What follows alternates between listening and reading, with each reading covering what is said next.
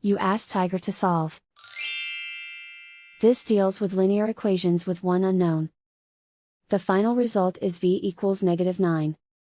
Let's solve it step by step. Swap sides. Group all constants on the right side of the equation. Add 6 to both sides. Simplify the arithmetic.